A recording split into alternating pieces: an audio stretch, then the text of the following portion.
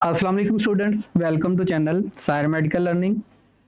Students, इससे previous lecture में हमने पढ़ा होम्योस्टेसिस इन एनिमल, या हमने होम्योस्टेसिस जो है उसके बारे में पढ़ा। होम्योस्टेसिस की हमने डेफिनेशन ये की कि बैरूनी माहौल के बावजूद बॉडी के अंदर इंटरनल जो इन्वायरमेंट है उसको इक्विलिब्रियम पे रखना जो है वो होम्योस्टेसिस है।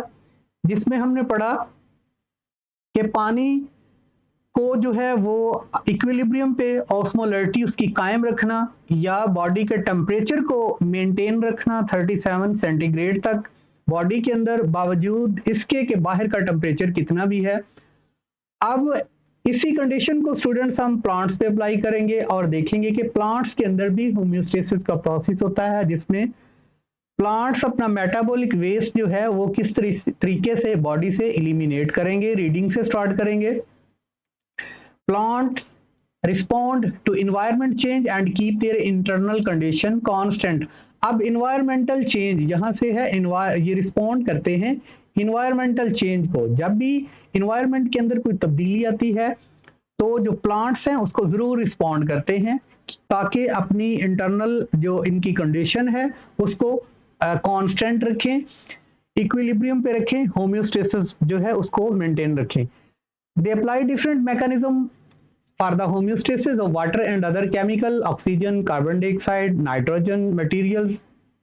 ये क्या करते हैं, मुख्तलिफ मैकेनिज्म पाथवे को फॉलो करते हैं ताकि अपनी बॉडी के अंदर पानी और दीगर केमिकल, ऑक्सीजन, कार्बन डाइऑक्साइड और नाइट्रोजन को इक्विलिब्रियम पे रखें। ठीक है, यही इनके अंदर होम्योस्टेसिस हम देखते हैं। Removal of extra carbon dioxide, oxygen के बॉडी से एक्स्ट्रा कार्बन डाइऑक्साइड और ऑक्सीजन को किस तरह रिमूव करते हैं। सबसे पहले देखते हैं, in day time the carbon dioxide produced during cellular respiration is utilised in photosynthesis. ठीक है, हमें पता है कि डे टाइम जो पौधे हैं वो रेस्पिरेशन के दौरान जो कार्बन डाइऑक्साइड प्रोड्यूस करते हैं, ठीक है, उसको वो यूटिलाइज करते हैं किसके अंदर, फोटोसिंथेसिस के अंदर। ठीक है, फोटोसिंथेसिस प्रोसेस का हमें पता है कि फोटोसिंथेसिस प्रोसेस में जो प्लांट्स हैं वो जो है वो कार्बोहाइड्रेट को सिंथेसाइज करने के लिए कार्बन डाइऑक्साइड, ठीक है, और इसके अलावा जो है वो वाटर, ठीक है, इसके रिएक्शन से जो है वो कार्बोहाइड्रेट को सिंथेसाइज कर रहा होता है। ठीक है, डे टाइम जो है वो कार्बन डाइऑक्साइड जो रिस्पिरेशन के नतीजा में पैदा कर रहा होता है पौधा, उसी को वो फोटोसिंथेसिस प्रोसेस में कार्बोहाइड्रेट के मॉलिक्यूल को सिंथेसाइज करने में यूटिलाइज कर रहा होता है। And hence it is not waste product. और चूंकि अब जो कार्बन डाइऑक्साइड है, आप कह सकते हैं अब कि ये जो है वो वेस्ट प्रोडक्ट नहीं है, ठीक है, क्योंकि वो इसको यूटिलाइज भी कर रहा है। अब at night it is a surplus because there is no utilization of carbon dioxide. अब दिन के वक्त हमने देखा कि जो रेस्पिरेशन के दौरान कार्बन डाइऑक्साइड यूज हुई वो फोटोसिंथेसिस में कार्बोहाइड्रेट के लिए सिंथेसाइज के लिए जो है वो यूटिलाइज हुई। ठीक है, यहाँ पे कार्बन डाइऑक्साइड जो है वो दिन के वक्त जो वेस्ट मटेरियल था वो दिन के वक्त ही उसको फोटोसिंथेसिस प्रोसेस में इस्तेमाल कर लिया गया, लेकिन रात के वक्त देखते हैं फोटोसिंथेसिस का प्रोसेस नहीं होता। ठीक है, रात के वक्त जो है वो कार्बन डाइऑक्साइड सरप्लस होती है, इसको यूटिलाइज नहीं किया जा सकता, इसको रिमूव करना ही होता है, क्योंकि रात के वक्त फोटोसिंथेसिस नहीं होता, सनलाइट नहीं होती। अब क्या होगा, कार्बन डाइऑक्साइड के साथ क्या सलूक होगा, it is removed from the tissue cell by diffusion. अब डिफ्यूजन के जरिए इसको सेल्स टिश्यू से एग्जॉस्ट कर दिया जाता है। डिफ्यूजन एक प्रोसेस ऐसा है जिसके मतलब हम बार बार पढ़ चुके हैं कि जब भी कोई मॉलिक्यूल हायर कॉन्सेंट्रेशन से लोअर कॉन्सेंट्रेशन की तरफ मूव करता है वो डिफ्यूजन है। कॉन्सेंट्रेशन कार्बन डाइऑक्साइड की बात हो रही है, अगर सेल्स के अंदर ज्यादा होगी तो डिफ्यूजन के जरिए इसको खारिज कर दिया जाएगा रात के वक्त। In leaves and young stems, अब बात हो रही है यंग स्टेम्स की और लीव की, पत्तों की। Carbon dioxide escape out through stomata, stomata के जरिए से अब जो कार्बन डाइऑक्साइड है उसको खारिज कर दिया जाता है किस किस के अंदर, स्टेम्स के अंदर और तनों के अंदर और पत्तों के अंदर। In young roots carbon dioxide diffuses, ठीक है, through the general root surface. अब जो जड़ें हैं वहां से कार्बन डाइऑक्साइड को भी खारिज कर दिया जाता है, specially through root hair, root hair के जरिए। Oxygen is produce in mesophyll cells only during day time, दिन के वक्त ही हमें पता है कि मेसोफिल सेल्स जो हैं वो फोटोसिंथेसिस प्रोसेस से ऑक्सीजन को जो है वो क्या करते हैं, प्रोड्यूस करते हैं as a by product of photosynthesis. Photosynthesis process से हमें पता है कि जब खुराक तैयार हो रही है, कार्बोहाइड्रेट सिंथेसाइज हो रही होती है, तो ऑक्सीजन बाय प्रोडक्ट के तौर पे और पानी बाय प्रोडक्ट के तौर पे तैयार हो रहे होते हैं after its utilization in cellular respiration. और हमें यह भी पता है कि जब फोटोसिंथेसिस प्रोसेस से पौधा जो ऑक्सीजन प्रोड्यूस करता है उसको सेलुलर रिस्पिरेशन के लिए भी इस्तेमाल किया जाता करता है, जिससे कार्बोहाइड्रेट को तोड़ के एनर्जी लेता है। ठीक है, the leaf sales remove the extra amount of oxygen through stomata. अब जितनी सेलुलर रिस्पिरेशन के लिए ऑक्सीजन चाहिए वो ली जाती है, बाकी जो होती है वो वेस्ट मटेरियल के तौर पे बाय प्रोडक्ट होती है, उसको स्टोमेटा के जरिए से बाहर एनवायरनमेंट के अंदर खारिज कर दिया जाता है। अब नेक्स्ट देखते हैं रिमूवल ऑफ एक्स्ट्रा वाटर को किस तरह, पानी को किस तरह से पौधा खारिज करता है अगर उसकी बॉडी के अंदर वाटर की जो कॉन्सेंट्रेशन है वो ज्यादा हो। We know that plants obtain water from soil, हमें पता है कि जमीन से पानी लेता है पौधा, and it is also produced in the body during cellular respiration. और सेलुलर रिस्पिरेशन में भी जब ऑक्सीजन कार्बोहाइड्रेट को तोड़ती है तो उस वक्त ऑक्सीजन और वाटर बाय प्रोडक्ट के तौर पे पैदा होते हैं। Plant store large amount of water in their cells and turgidity. अब जो है वो टर्जिडिटी के बारे में हमने पढ़ा था कि सेल्स के अंदर जो तनाव है इसके लीव्स के अंदर, पत्तों के अंदर पानी की वजह से है। वो जो प्लांट है वो बहुत ज्यादा वाटर को अपने अंदर स्टोर करता है ताकि टर्जिडिटी को अपनाए रखे, इसके अंदर तनाव आए रहे पत्ते के अंदर। ठीक है, इसलिए बहुत ज्यादा पानी की मिकदार ये स्टोर करता है। Extra water is removed from plant body by transpiration. हमें पता है कि ट्रांसपिरेशन एक ऐसा प्रोसेस है जिसके जरिए जो प्लांट है वो पत्तों के जरिए से पानी को बुखारात बना के या बुखारात बनने का अमल जो है पत्तों के अंदर और पानी को वो रिमूव करता रहता है।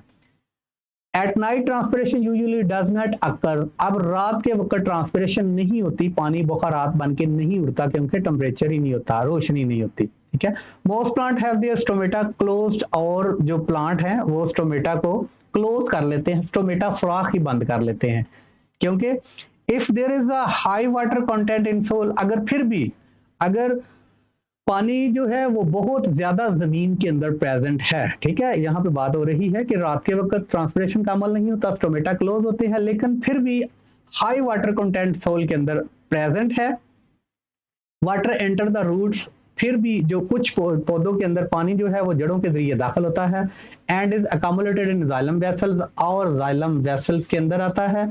Some plant such as grasses, कुछ पौधे जिनमें घास शामिल है, घास force this water through special pores, वो फोर्स करते हैं इस वाटर को एलिमिनेट करने में, ठीक है, थ्रू स्पेशल पोर्स, स्पेशल छोटे छोटे सुराखों में इसको बाहर खारिज करने की कोशिश करते हैं अपने पत्तों से। कहाँ पे प्रेजेंट है? प्रेजेंट एट लीफ टिप्स और एजेस, जो पत्तों के देखें ये किनारे हैं, ठीक है, ये पत्तों के किनारे हैं, इन किनारों से जो है वो पानी को फोर्स करते हैं कि वहां से एलिमिनेट हो। ठीक है, क्योंकि ट्रांसपिरेशन नहीं हो रही। सुबह सुबह जाते हैं सैर करने के लिए, आप देखते हैं घास के ऊपर पानी के पत्ते कतरे कतरे होते हैं, हम कहते हैं वो ड्यू है, ठीक है, लेकिन वो होता क्या है कि वो ग्रास के टिप्स से पानी का अखराज हुआ होता है। ठीक है, ये देखें पानी का अखराज इन टिप्स पे हुआ है। असल में ये क्या है, यहाँ पे ड्रॉप्स फॉर्म हो जाते हैं। The appearance of drops of water on the tips और edges of leave is called guttation. ये गटेशन प्रोसेस है। गटेशन प्रोसेस ऐसा प्रोसेस है जिसमें जो ग्रास है, ग्रास के जो लीव्स हैं वो उनकी टिप्स के ऊपर छोटे छोटे पानी जो हैं वो ड्रॉप्स की सूरत में जो है वो एलिमिनेट होते हैं, खारिज हो जाते हैं और ऊपर आके जमा हो जाते हैं, इसको हम कहते हैं गटेशन। ठीक है, ये एग्जाम के पॉइंट ऑफ व्यू से अहम डेफिनेशन है गटेशन की डेफिनेशन। उसके बाद देखते हैं removal of other metabolic waste. कुछ और मेटाबॉलिक वेस्ट है जिसको प्लांट्स एलिमिनेट करते हैं, वो क्या है? Plants despite many metabolic waste in their bodies as harmless insoluble materials, बहुत से इसके बावजूद कि बहुत सा मेटाबॉलिक वेस्ट जो है इनकी बॉडी के अंदर जो है वो हार्मलेस इनसॉल्युबल मटेरियल है, जो कि नहीं भी पानी के अंदर ना हल पजीर है, वो पानी के अंदर हल पजीर नहीं होता, ऐसा भी मेटाबॉलिक वेस्ट है, उसके मतलब जानते हैं। For example calcium oxalate, calcium oxalate जो है स्टूडेंट्स, ये पानी के अंदर फल पजीर नहीं है, is deposited in the form of crystals. ठीक है, ये क्या होता है कि क्रिस्टल फॉर्म के अंदर डिपॉजिट हो जाता है इन द लीव्स, लीव्स के अंदर। आप देखें, अगर ये पानी के अंदर हल पजीर नहीं है तो ये पत्तों के अंदर डिपॉजिट हो जाएगा।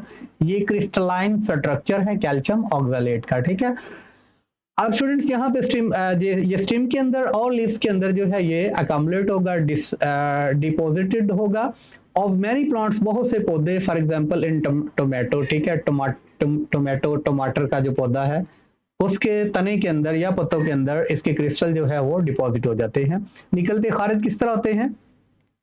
इन trees which shed their leaves yearly. अब वो दरख्त जो कि सालाना अपने पत्तों को गिरा देते हैं, बहुत से पत्ते आपने देखा है कि मौसम बहार से पहले मौसम सरमा में गिर जाते हैं। इसकी वजह ये है स्टूडेंट्स कि उनके अंदर बहुत से वेस्ट प्रोडक्ट जो है वो पत्ते के अंदर जो है वो डिपॉजिट हो चुके होते हैं, और ईयरली उसको गिराने का मकसद ये है कि वेस्ट, मेटाबॉलिक वेस्ट को बॉडी से एलिमिनेट कर दिया जाए। सो इस वजह से सालाना पत्ते गिर जाते हैं। अब the excretory products are removed from body during leaf fall. जब जो है पौधे अपने पत्ते साल के बाद मौसम खजा में गिराते हैं तो बहुत सा जो मेटाबॉलिक वेस्ट है पत्तों के साथ ही पौधे से जुदा हो जाता है। Other waste material that are removed by some plants are resins. अब इसके अलावा जो सालाना पत्ते गिरते हैं, इसके अलावा भी बॉडी से एलिमिनेशन होती है रेजन्स, रेजन्स। अब रेजन स्टूडेंट्स क्या है? आपने कभी बोर्ड के दरख्त को देखा है? बोर्ड के दरख्त की एक कोम्पल तोड़े तो व्हाइट फ्लूइड निकलता है, वो इसका रेजन है। ठीक है, इस तरह आख का पौधा है, उसको तोड़े तो जो व्हाइट फ्लूइड या जो फ्लूइड निकलेगा वो रेजन है। ये भी वेस्ट प्रोडक्ट है, ये भी पौधे जो है अपनी बॉडी से एलिमिनेट करते हैं। कोनिफर्स जो है ट्रीज, इससे रेजन निकलता है। ठीक है, गम्स, गम्स आपने देखा होगा, कीकर। ठीक है, इससे अकेशिया गम निकलती है। गम्स जो है वो एडहेसिव सॉलिड मैस है। गम्स ये भी इन प्लांट्स की वेस्ट प्रोडक्ट होती है।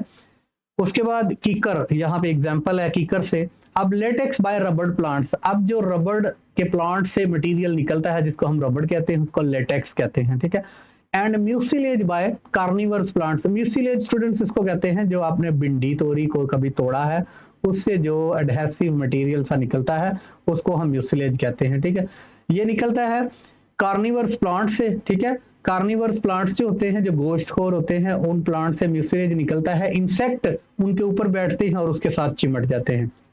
इस तरह लेडी फिंगर भिंडी तोरी के अंदर मैंने आपको बताया ये म्यूसिलेज होता है। स्टूडेंट्स, आज के इस लेक्चर के अंदर हमने प्लांट्स के अंदर जो एक्सक्रीटरी मटेरियल है उसके बारे में पढ़ा। इंशाल्लाह अगले लेक्चर में जो भी हमारा टॉपिक हुआ उसके साथ दोबारा मुलाकात होगी। अस्सलाम वालेकुम।